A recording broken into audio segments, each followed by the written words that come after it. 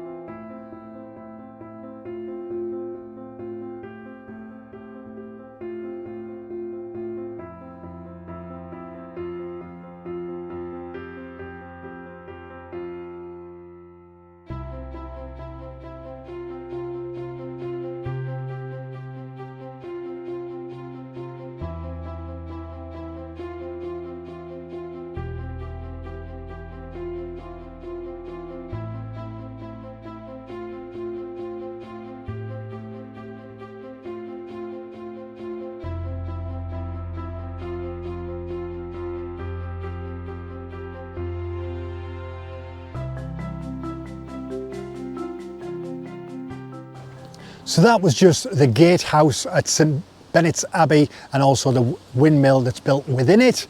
But the next bit of footage, I decided to fly the drone over to the ruins. I'm stood in the sort of area of where the gatehouse is, but I thought I'd just fly the drone over to the ruins and have a look at that. Now I do have the ND16 filter on. This was recorded quite a while ago, as you probably can guess with the videos already on my channel.